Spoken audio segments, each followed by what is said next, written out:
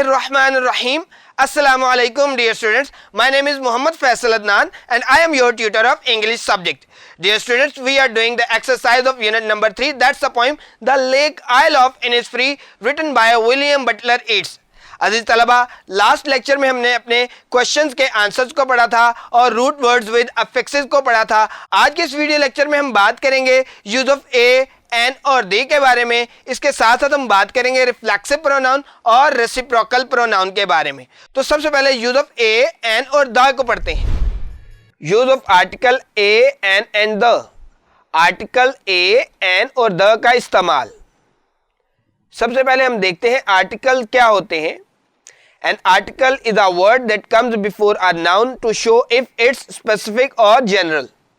Dear students, इस definition में it's जो है ये एक contraction है. इसका मतलब है it is, यानी it is specific और general. इसका मतलब है आर्टिकल ऐसा लफ्ज होता है जो किसी इस्म से पहले आता है ये बताने के लिए कि वो लफ्ज खास है या आम. The three articles are a, an and the. Article तीन है, ए, एन और द. हमारे पास इंग्लिश में तीन तरह के आर्टिकल होते हैं, ए, एन और द. सबसे पहले हम द आर्टिकल का इस्तेमाल सीखेंगे. Use of article the. Article the का इस्तेमाल. The is a definite article. It is used two point out something specific. The खास आर्टिकल है, ये किसी खास चीज को जाहिर करने के लिए इस्तेमाल होता है. अजीज तलबा, किसी चीज को दोबारा से दोहराने के लिए भी द आर्टिकल इस्तेमाल किया जाता है. इसकी कुछ एग्जांपल्स देखते हैं. The dog that bit me ran away. वो कुत्ता जिसने मुझे काटा भाग गया. यहां पर जो द इस्तेमाल हो रहा है ये किसी खास चीज को जाहिर कर रहा है, यानी एक खास जानवर, एक खास कुत्ते की तरफ इशारा कर रहा है जिसने मुझे काटा था और वो भाग गया है. Here we are talking about a specific dog, the dog that bit him or her. यहाँ हम एक मखसूस कुत्ते के बारे में बात कर रहे हैं जिसने उसे काटा था. I saw a rabbit in the zoo. इसने चिड़ियाघर में एक खरगोश देखा. This means he saw a rabbit in a particular zoo. इसका मतलब है उसने एक खास चिड़ियाघर में खरगोश देखा था. यहाँ पर एक मखसूस चिड़ियाघर की बात हो रही है. नेक्स्ट आर्टिकल है ए एंड एन, यानी ए और an. Use of articles a and an. Article a और एन का इस्तेमाल. A and an are indefinite article. These are used to tell us about something in general और non specific. A और an मतलब article हैं, ये किसी आम या गैर मखसूस चीज के बारे में बताने के लिए इस्तेमाल होते हैं. यूज ऑफ ए, यानी आर्टिकल ए का इस्तेमाल. A is used before the word that begins with the consonant sound. A ऐसे लफ्ज से पहले इस्तेमाल होता है जो हरूफ सही की आवाज से शुरू होता है. इसकी एक एग्जांपल देखते हैं. A mother is waiting outside for her baby. एक माँ बाहर अपने बच्चे का इंतजार कर रही है. Mother of someone is waiting for her baby in a general way.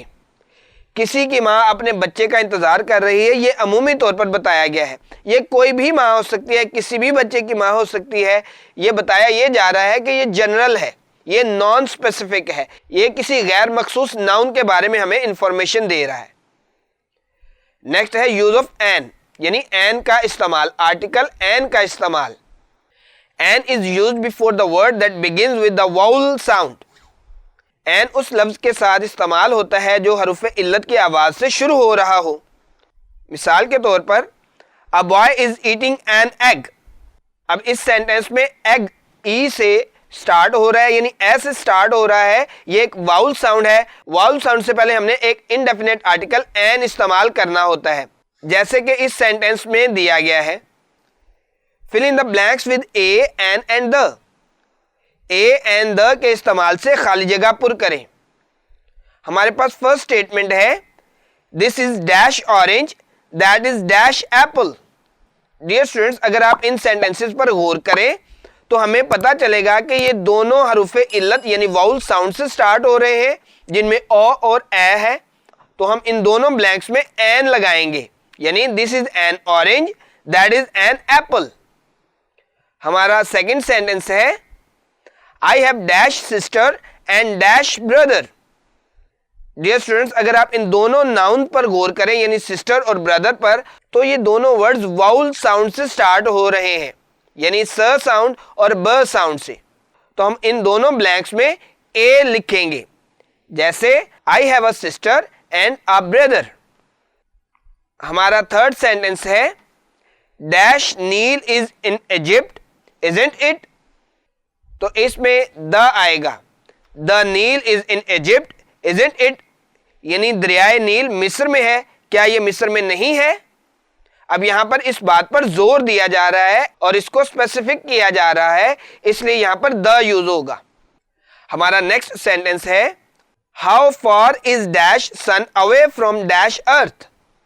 Dear students, अगर हम इस सेंटेंस पर थोड़ा सा गौर करें तो हमें पता चलेगा कि ब्लैंक्स के फौरी बाद हमारे पास पर्टिकुलर या स्पेसिफिक चीजों का नाम आया है, यानी सन और अर्थ ये दुनिया में वाहिद चीजें हैं, इसलिए इनके साथ द यूज होगा। तो हम लिखेंगे how far is the sun away from the earth, यानी सूरज जमीन से कितनी दूर है। नेक्स्ट सेंटेंस है it is dash nice painting. तो हम यहां पर ए लिखेंगे, it is a nice painting, यानी ये एक जनरल पेंटिंग के बारे में बात कर रहा है, तो ये कहेगा ये एक उम्दा मुसव्विरी है। नेक्स्ट है there is dash car in front of the cafe dash car is red.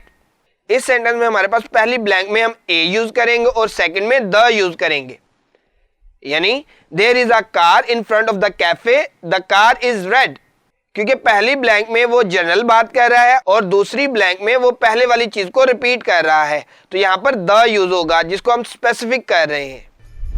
Dear students, ये थे हमारे पास ए, एन और द का यूजेज। अब हम अपने रिफ्लेक्सिव और रेसिप्रोकल प्रोनाउन को पढ़ते हैं। रेसिप्रोकल एंड रिफ्लेक्सिव प्रोनाउंस, यानी ज़मीर बाहमी और ज़मीर माकूस।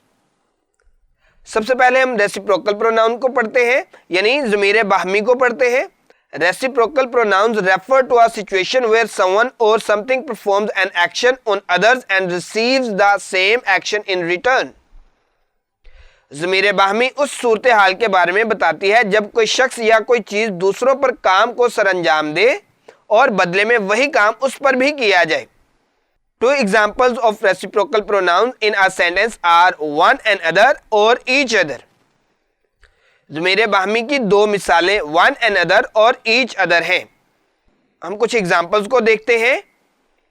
Laiba and Maham are playing with each other in the playground. Laiba और महम मैदान में एक दूसरे के साथ खेल रही हैं। इस सेंटेंस में दो नाउन्स का आपस में रिलेशन या उनका काम बयान किया गया है। जब दो चीजों का आपस में रिलेशन बयान करना होता है तो हम ईच अदर यानी कि एक रेसिप्रोकल प्रोनाउन यूज करते हैं। नेक्स्ट एग्जाम्पल है Ahmed and Adnan share their lunch with each other. Ahmed और अदनान अपना दोपहर का खाना एक दूसरे के साथ बांटते हैं। अब इस सेंटेंस में भी अहमद और अदनान दो लोग हैं, इसलिए यहां पर भी हम each other reciprocal pronoun use करेंगे। नेक्स्ट एग्जाम्पल है the gangsters were fighting with one another. बदमाश एक दूसरे के साथ लड़ रहे थे। इस सेंटेंस में दो से ज्यादा लोग आपस में किसी काम में मसरूफ हैं, इसलिए यहां पर इनका रिलेशन जाहिर करने के लिए वन एंड अदर इस्तेमाल होगा। नेक्स्ट है the two countries trade with one another. दोनों ममालिक एक दूसरे से तिजारत करते हैं। अब हम कुछ रेसिप्रोकल प्रोनाउंस की प्रैक्टिस करते हैं। Fill in the blank using reciprocal pronoun each other और वन अनदर। ज़मीर बाहमी वन अनदर और ईच अदर के इस्तेमाल से खाली जगह पुर करें, यानी हमने रेसिप्रोकल प्रोनाउन यानी वन अनदर और ईच अदर को इस्तेमाल करते हुए खाली जगह को पुर करना है। हमारी फर्स्ट स्टेटमेंट है we help dash a lot. We helped one another. कितने हैं कोई पता नहीं है, दो से ज्यादा हैं तो इसलिए वन अनदर इस्तेमाल होगा। नेक्स्ट सेंटेंस है they sent dash gift from time to time. They sent one another gift from time to time. क्योंकि यहां पर भी लोग दो से ज्यादा हैं इसलिए वन अनदर इस्तेमाल होगा। हमारा नेक्स्ट सेंटेंस है Aamna and Mohsin love dash, यानी Aamna and Mohsin love each other. अब चूंकि दो सब्जेक्ट हैं, दो लोग हैं, इसलिए ईच अदर इस्तेमाल होगा। They didn't dare to look at dash, तो इस ब्लैंक में आएगा वन अनदर, यानी they didn't dare to look at one another. Next है रिफ्लेक्सिव प्रोनाउन यानी ज़मीर माकूस। Reflexive pronouns are used when the subject as well as the object is the same person. The reflexive pronoun always ends in self or selves. Reflexive pronouns are words like myself, yourself, himself, herself. ज़मीर माकूस उस वक्त इस्तेमाल होती है जब file और मफूल एक ही शख्स हो। ज़मीर माकूस हमेशा सेल्फ या सेल्व्स पर ख़त्म होती है। Herself, himself, yourself, myself वगैरह ज़माइर माकूस हैं। इसके कुछ एग्जाम्पल देखते हैं। She cut her hair herself yesterday. उसने कल अपने बाल खुद काटे। You are too young to do it yourself. तुम ये काम खुद करने के लिए अभी छोटे हो। अब इन जुमलों में सेल्फ फॉर्म इस्तेमाल हुई है जो कि ज़मीर माकूस यानी रिफ्लेक्सिव प्रोनाउंस हैं। Fill in the blanks with suitable reflexive pronouns. मुनासिब ज़मीर माकूस के इस्तेमाल से खाली जगह पुर करें। हमारी फर्स्ट स्टेटमेंट है Adeel and Kaleem collected the tickets themselves. हमारी सेकंड स्टेटमेंट है I wrote this poem myself. Rashid bought this T-shirt himself. Anila did the English homework herself. Dear students, ये थे हमारे रेसिप्रोकल और रिफ्लेक्सिव प्रोनाउन। उम्मीद करता हूँ आज के लेक्चर की आपको समझ आई होगी। अगली वीडियो तक के लिए इजाज़त दीजिए। अल्लाह निगहबान।